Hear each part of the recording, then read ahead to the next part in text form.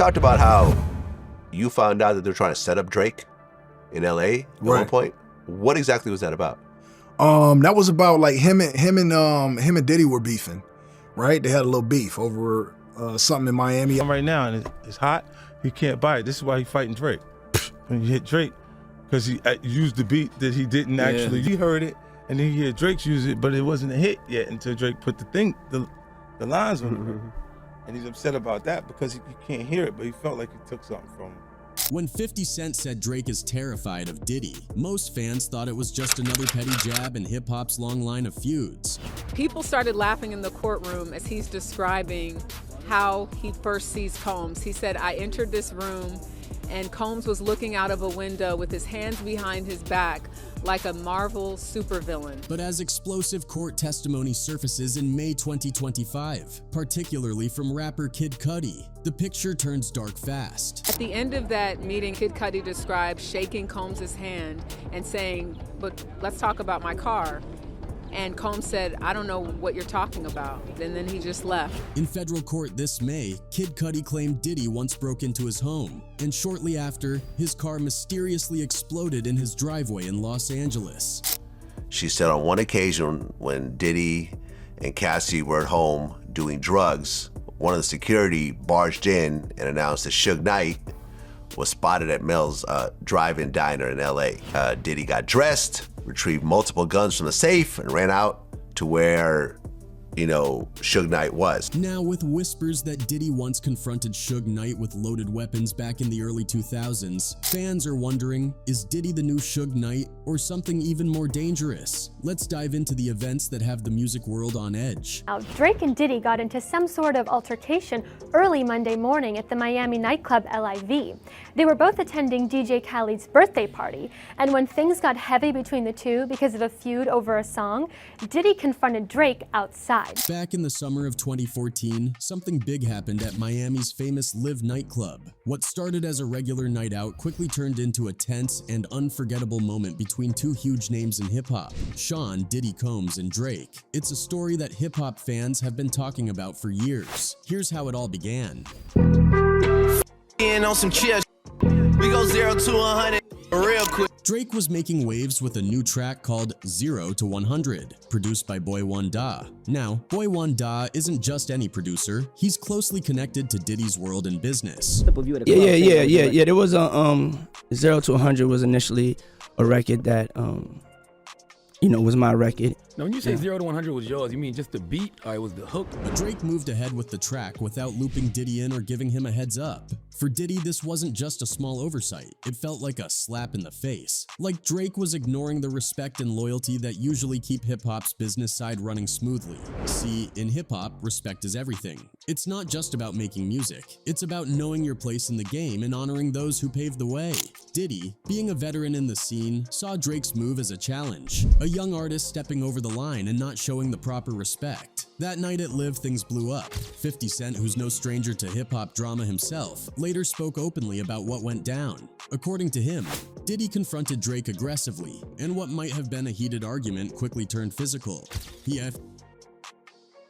ed Drake up a real bad that day, 50 said bluntly in interviews. People who were at the club said Diddy came at Drake with his bodyguards right behind him. Drake, known for staying calm under pressure, tried to keep things cool and avoid a fight. But 50 says Diddy wasn't interested in talking it out, whether it was anger or maybe some drinks. Diddy threw punches, and the fight was over fast but left a big impact. Drake left the club bruised and embarrassed. But this fight wasn't just about a song or a track.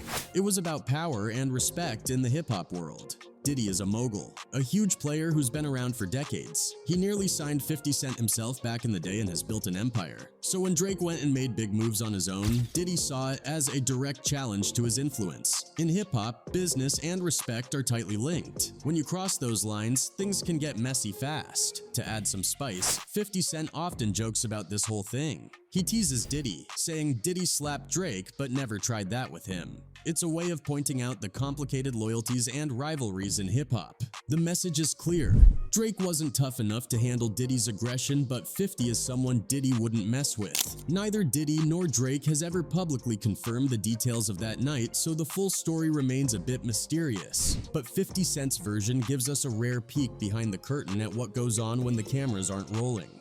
But wait, there's more to this story, a part many people don't know about until Kanye West spoke up years later. In a rare 2020 interview, Kanye dropped a surprising piece of inside information that added a whole new layer to what happened after that heated night at Miami's Live. You had Puff Daddy. At that time, Puff Daddy had beef with Drake.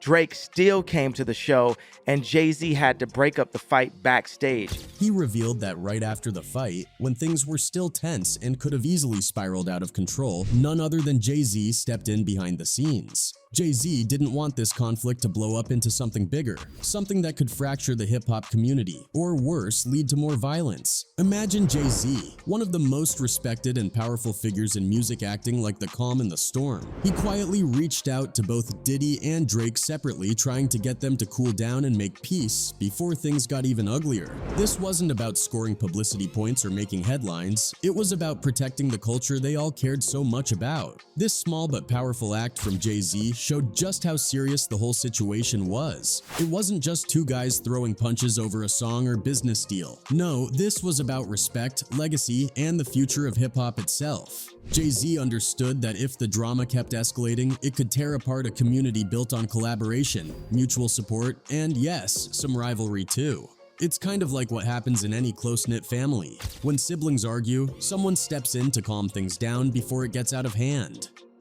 Hip-hop is that family, and Jay-Z took on the role of peacemaker. So what does all this teach us about the world behind the music? First off, hip-hop isn't just about the beats, rhymes, or viral hits. It's a complex world filled with respect, power plays, business deals, and egos. Every move an artist or mogul makes is watched closely, and the unspoken rules about loyalty and respect are often as important as the music itself. Secondly, the newer generation of artists, like Drake, are changing the game in their own ways. They're more independent, they push boundaries, and they don't always play by the old rules set by the veterans like Diddy, who helped build the industry from the ground up. This clash between old school and new school is natural, but sometimes messy, and it's at the heart of many stories in hip-hop. And lastly, no matter how wild the drama looks from the outside, there's often much more happening behind the scenes. The fights, the diss tracks, and the gossip you see on social media or in the press. That's only part of the picture. There are always people working quietly, trying to keep the peace and protect the culture, even when the spotlight is on conflict. Between Diddy and Cruz, I don't think you'd have worked on Bad Boy, Phil.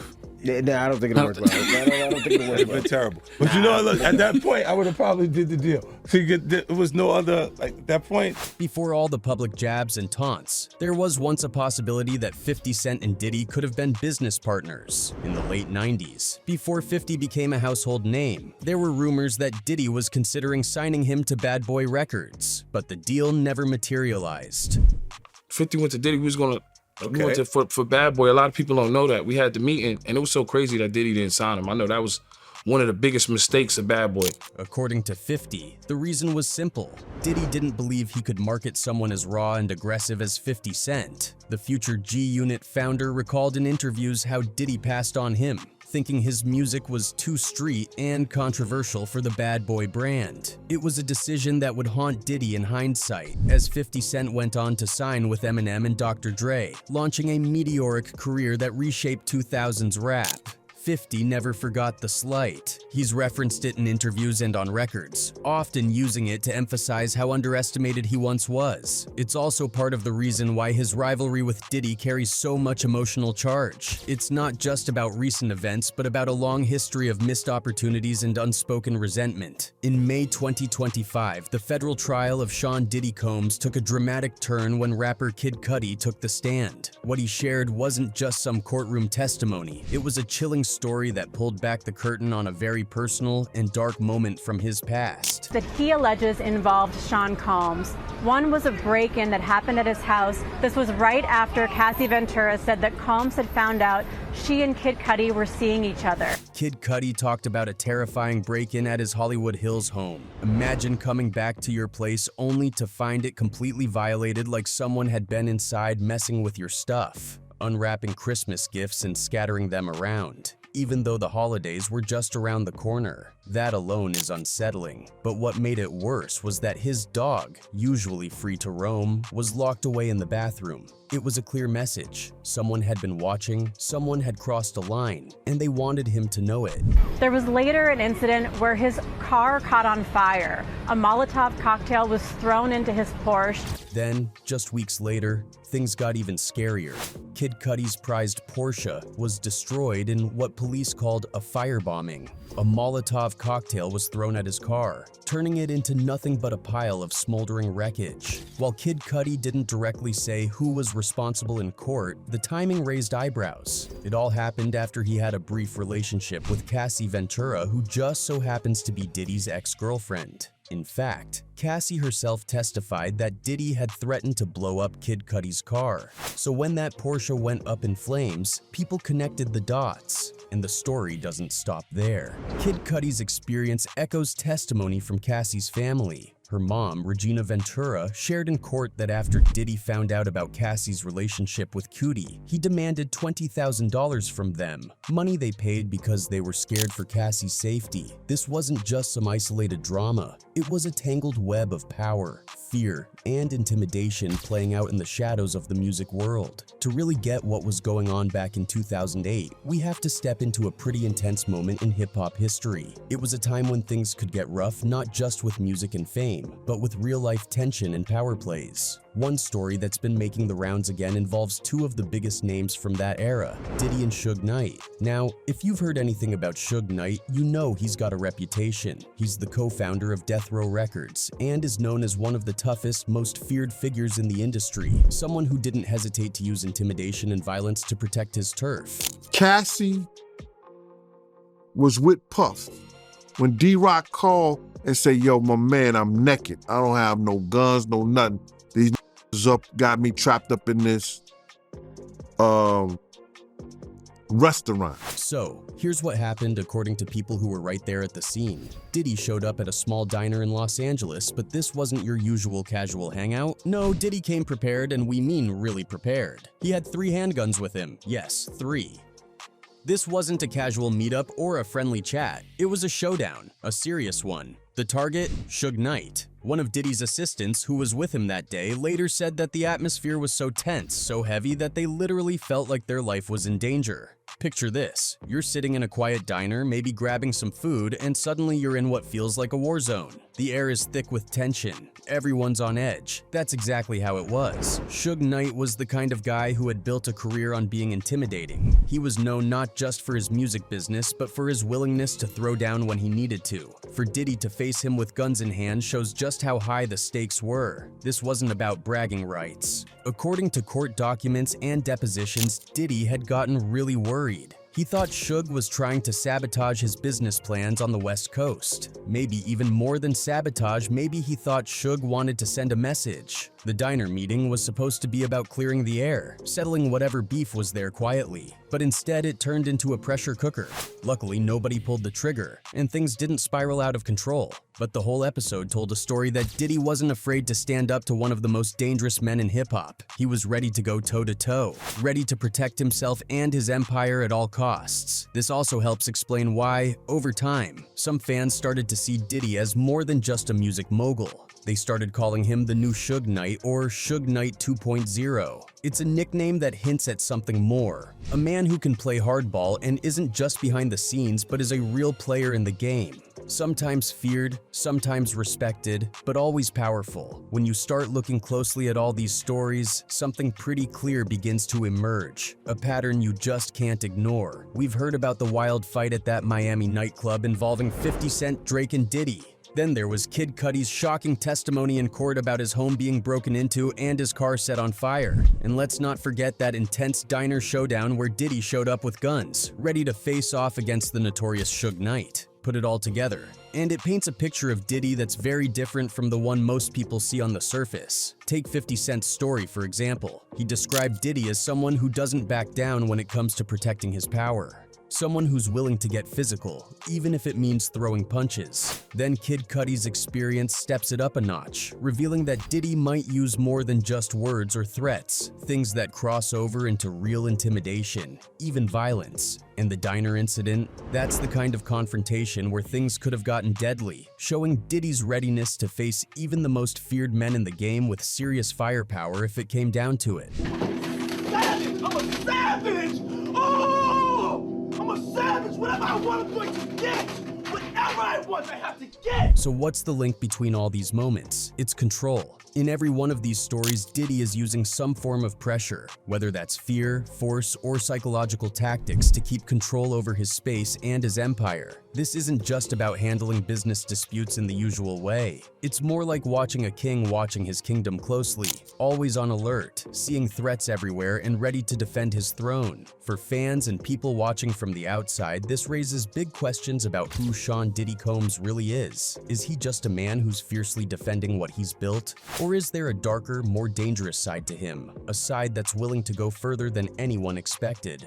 Online, people are talking non-stop. Some even say Diddy represents a new kind of power in hip-hop, one where the lines between music, entertainment, and real-life threats start to blur. Of course, none of this has been fully proven in court yet. Diddy denies the accusations. But these stories make us stop and think, what does power really look like in the music world today? Being famous and influential brings huge success, but it also seems to come with complicated and sometimes shadowy conflicts lurking just beneath the surface. I love you, Money Earning Mount Vernon, and I appreciate my years there. But I'm a Harlem boy, no disrespect to anybody. I just love being from there. That's where my soul comes from.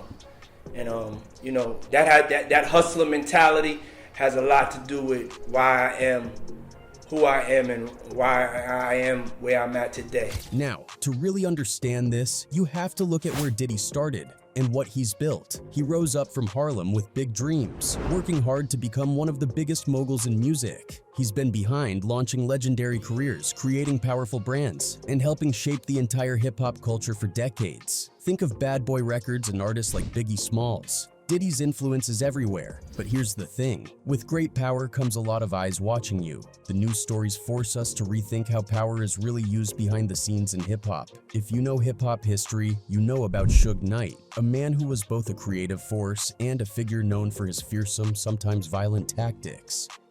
If these new claims about Diddy are true, then maybe he's stepping into that same kind of role, a powerful leader who isn't afraid to use force and fear to stay in control. This sparks a lot of debate among fans and experts alike. What's the price of fame and success in this business? How much of this kind of behavior should we accept or ignore when it comes from the biggest stars? It's a tough question with no easy answers, but it's one hip-hop and the music industry are going to have to face head-on as the stories keep coming.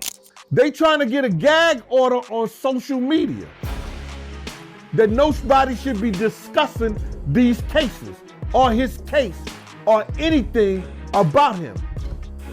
The media coverage and fan reactions have been intense. Social platforms exploded with theories and opinions, many pointing to the trial as a turning point for how hip-hop's power dynamics are perceived. Some have gone as far as to question the safety of being a hip-hop artist in such a hostile environment. Lots of fans think that Diddy's legacy might be forever changed by these allegations. One popular culture commentator said, "Even though nothing is proven, all evidence suggests a much darker side to this legend." Some conspiracy theories claim there's more to the story than what's surfaced in court, theories that fans debate passionately online. The tension between public admiration and growing suspicion of Diddy reflects broader conversations about accountability and power in entertainment. With the trial still ongoing, many questions remain unanswered. Will new evidence emerge? How will these allegations affect Diddy's career and reputation? And what does this mean for the hip-hop industry as a whole? No matter how it all turns out, these stories really show us just how serious things get when music, money, and power all come together.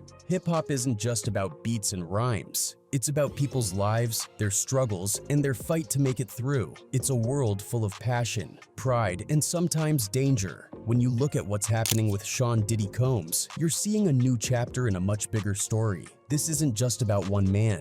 It's about the whole culture and how it changes over time. Behind the scenes, there are battles being fought, sometimes quietly and sometimes loudly, over respect, control, and survival. Right now, and it's hot, he can't buy it. This is why he's fighting Drake. When you hit Drake, because he used the beat that he didn't actually use. So that's why 50 Cent says Drake is actually terrified of Diddy. It's more than just music beef. It's about respect, history, and the power Diddy holds behind the scenes. This isn't just gossip, it's a glimpse into what really goes on in the industry. At the end of the day, when 50 Cent reveals why Drake is terrified of Diddy, it makes you realize there's always more beneath the surface than what meets the eye.